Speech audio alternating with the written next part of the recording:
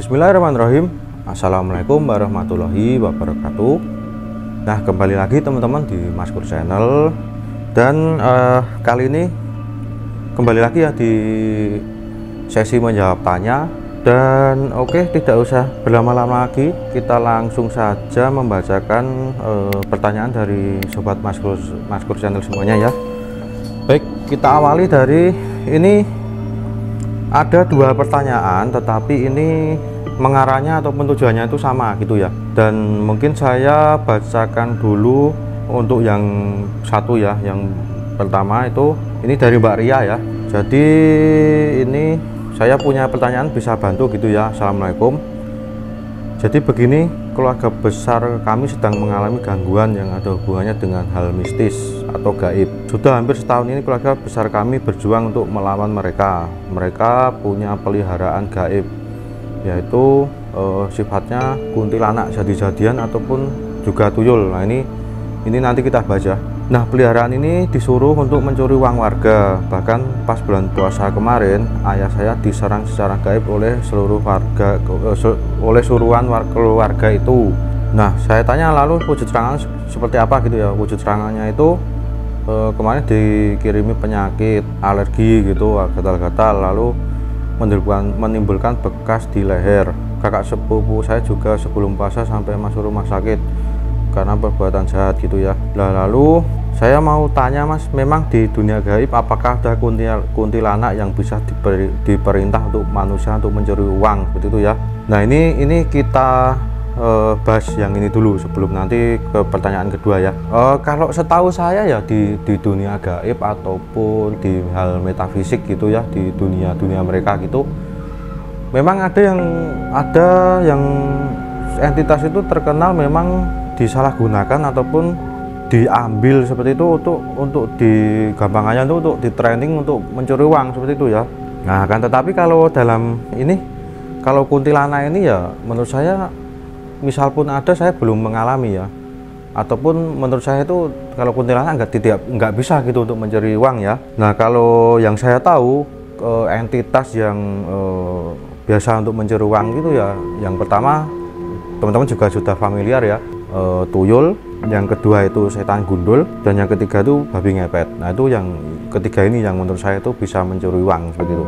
Nah lalu ini juga pertanyaannya itu seperti ini, keadaan di sini belum aman Mas. Hari ini pun ayah saya kehilangan uang sebesar 100.000. Uangnya yang hilang sebanyak 100, 500 seperti itu ya. Itu berangsur-angsur gitu, jadi sehari 100.000 seperti itu. Gimana ya Mas supaya uangnya tidak hilang? Nah seperti itu ya. Nah yang pertanyaan kedua dari Mbak T gitu ya, THY. Ini saya bacakan ya pertanyaannya. Nah, Assalamualaikum Mas Kur, mau minta tolong dong, ini aku punya masalah di rumahku ini sering banget kemasukan tuyul. Udah berbagai cara seperti dikasih siung babi di tempat nyimpennya, tapi masih aja lolos. Ini kenapa aku bilang yang ngambil makhluk halus, karena uangnya aku kasih staples rapi. Kalau misal orang yang ambil, otomatis kan itu staples ada bekas songkelan kalau diganti baru, dan itu nggak ada sama sekali. Nah ya memang seperti ya, kalau staples 1 juta seperti itu kan, kalau misalkan orang yang ngambil pasti ada bekas staplesnya itu ya yang hilang seperti itu ya. Akan tetapi ini tidak gitu, dan ngambilnya selalu utuh 100.000 sampai 200.000. Ya, ini sama seperti Mbak sebelumnya tadi ya, bilangnya itu 100.000 satu lembar ataupun 2 lembar seperti itu. Tolong dong Mas Kur, aku sama keluarga nggak tahu lagi harus minta tolong siapa. Mau ke dukun juga nggak tahu begituan. Sebelumnya terima kasih dan maaf kalau merepotkan. Wah ini sudah minta tolong ke dukun tapi dukunnya nggak tahu hal begituan ya. Nah, ini minta tolongnya ke dukun apa ini gitu. Dari dua pertanyaan tadi ya, itu kan sama ya, intinya itu ya saya simpulkan untuk cara menangkal tuyul itu agar tidak mencuri uang kita seperti itu ya. Nah ini kalau yang saya tahu ya, dan yang ya saya pelajari ataupun saya tanya-tanyakan ataupun yang mengasih tahu saya seperti itu. Cara efektif ada 2 cara. Ini versi saya ya, ada 2 cara. Nah, yang pertama, uang itu diusahakan itu jangan di staples ataupun cuma dibiarkan seperti itu ya. akan tetapi lebih amannya itu dikaret. Ini yang satu ini. Nah, uang dikaret lalu ditaruh bawang lanang. Ini teman-teman juga bisa kok ini. Kalau di pengepul bawang ataupun di penjual bawang itu tanya aja ke ibu-ibunya seperti itu ya. Mau beli bawang lanang seperti itu, nanti ada. Nah, itu nanti kalau sudah dikaret, bawangnya itu ditaruh di atas uangnya seperti itu.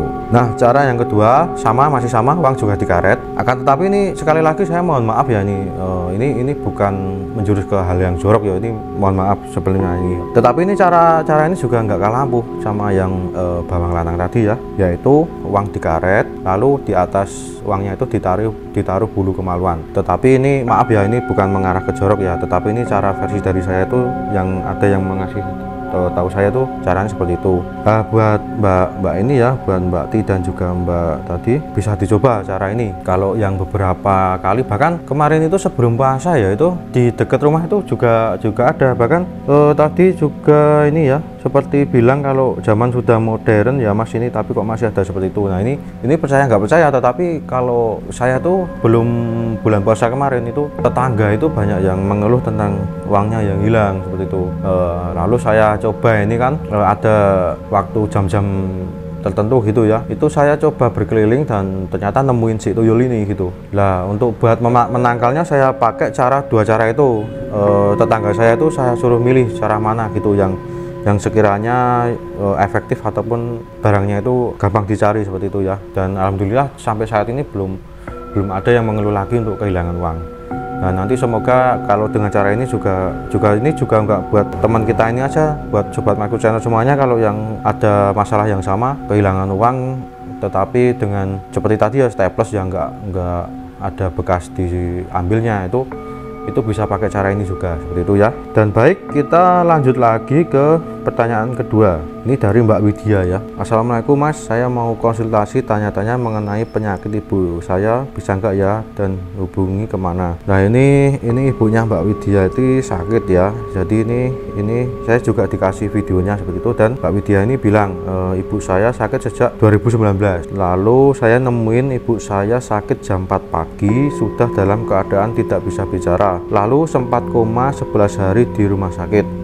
Nah, ini berarti 2019 itu sempat koma ya, dibawa ke rumah sakit 11 hari ini. Kalau diagnosa dari dokter itu stroke, lumpuh, lemas gitu ya sebelah kanan. Berjalan waktu Mas belakangan ini, ibu saya sangat amat rewel, bisa nggak tidur sampai 2 hari. Hanya untuk buka-bukain pampers saja kerjaannya. Saya kasihan sekali melihatnya Mas, ibu saya begitu badannya sudah kurus, lemas, makanya kurang. Tapi yang diurusin cuma itu buka tutup pampers. Jadi ibunya ini rewel gitu ya, terus pampersnya itu nggak mau nggak mau dipampersin gitu, dibuka terus seperti itu ya. Apa ada sesuatu ya Mas di badannya? Karena kata kakak saya sempat nemuin barang-barang, maaf, kayak dari dukun-dukun gitu di lemari lama ibu saya. Jadi kakaknya Mbak Widya ini nemuin seperti benda-benda ya, benda-benda jimat ataupun yang dari dukun seperti itu di lemari. Tapi saya nggak percaya ibu saya main begitu. Dulu ibu saya berdagang Mas, dari muda sampai sebelum sakit. Apa barang-barang itu ada isinya?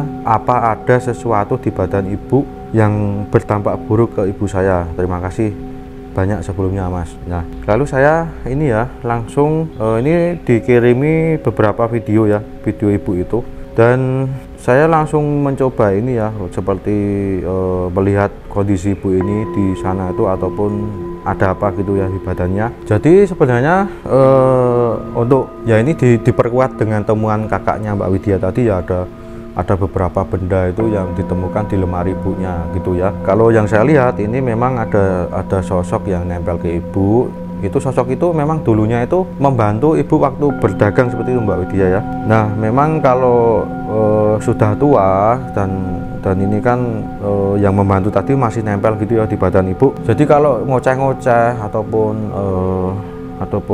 bilang ngomong-ngomong sendiri, ngobrol sendiri seperti itu sebenarnya sudah bukan ibu lagi ya itu ya. Dan kalau saran dari saya ini yang pertama dulu, ini yang penting ya Mbak Widya ya, itu barang-barang yang ditemukan kakaknya tadi yang ada di lemari itu untuk segera dilabuh ya, ataupun dibuang gitu di sungai yang alirannya itu cukup deras. Nah, itu diniatkan saja untuk membuang benda itu agar ibu segera kembali pulih ya, ataupun sehat lagi seperti itu.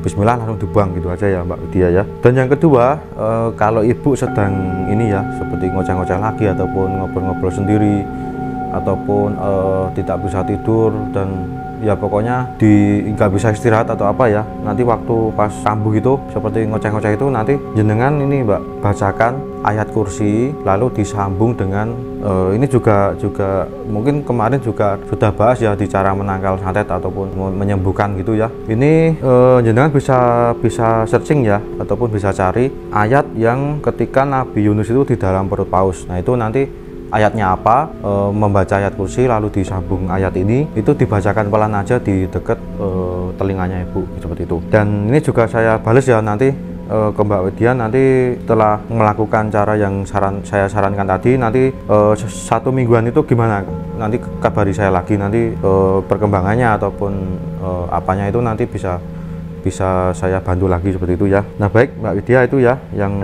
bisa saya sampaikan, nanti bisa dikabari lagi gitu ya kondisi ibunya. Dan baik, kita lanjut ke pertanyaan selanjutnya ya.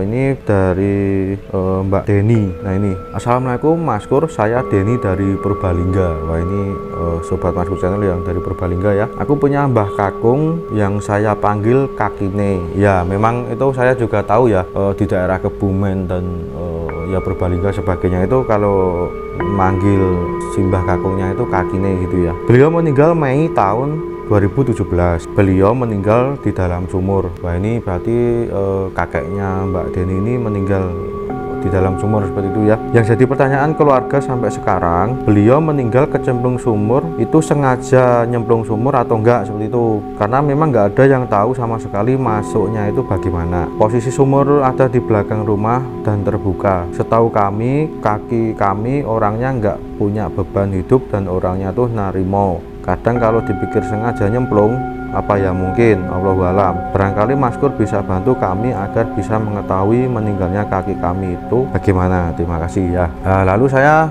ini ya minta tolong ke Mbak Deni ini untuk mengirimkan foto kakeknya dan juga foto sumurnya seperti itu. Nah ini dikiriminlah foto kakek dan juga sumur seperti itu. Nah lalu saya ini mencoba ya, kalau saya kan intinya itu mencoba ke sana, ke sumur terutama ya, ini untuk menanyakan ke entitas di situ itu bagaimana ceritanya begitu.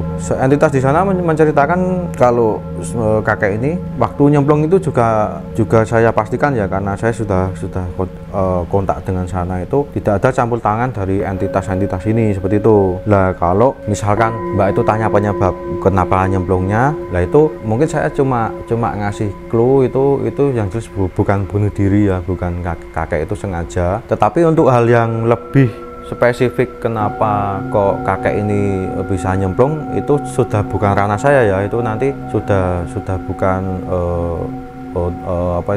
ranah saya untuk menjelaskan kenapa kakek itu nyemplung. Kecuali kalau memang ada campur tangan dari entitas ini, saya bisa bilang kalau ini ada kaitannya dengan entitas di situ yang mungkin mempengaruhi kakek ataupun mengajak untuk masuk atau gimana. Yang jelas itu nggak ada ya. Dan menurut saya juga ini juga bukan bunuh diri juga gitu. Ya mungkin kalau kita berpikir positifnya ya namanya mungkin juga sudah waktunya seperti itu ya, atau mungkin kan kita juga nggak tahu waktu di sumur itu kepleset atau apa ya, kita juga nggak tahu seperti itu ya.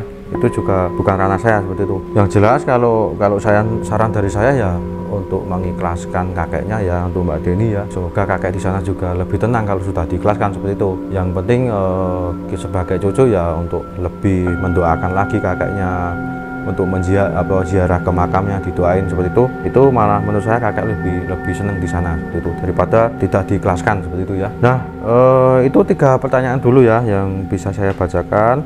Ini pertanyaan dari sobat Mas Kur Channel masih banyak sekali ya ini, dan mohon maaf ini yang pasti akan saya baca, akan saya balas itu insya Allah pasti akan saya ini ya, akan saya jawab ataupun bantu satu persatu. Dan ini menjawab tanya ataupun konsultasi ini, kemarin Om Bau pernah bilang kalau sudah ada waktu nanti kita akan berdua nanti membacakan dan juga menjawab pertanyaan dari sobat Mas Kur Channel. Jadi ini belum dipastikan ya, tapi kapan insya Allah habis tayangan ini nanti pertanyaan sobat Mas Kur Channel juga akan dijawab dengan kakak saya atau dijawab dengan Om Bau juga nanti. Jadi nantikan menjawab tanya di edisi selanjutnya. Untuk yang belum subscribe, segera tekan tombol subscribe dan jangan lupa untuk nyalakan lonceng notifikasinya agar nanti kalau tayangan-tayangan dari Maskur Channel akan otomatis ternotif di Sobat Maskur Channel semuanya. Nah, mungkin itu saja yang bisa saya sampaikan dan saya bahas tentang menjawab tanya ini. Semoga bermanfaat untuk Sobat Maskur Channel semuanya. Akhir kata, wassalamualaikum warahmatullahi wabarakatuh.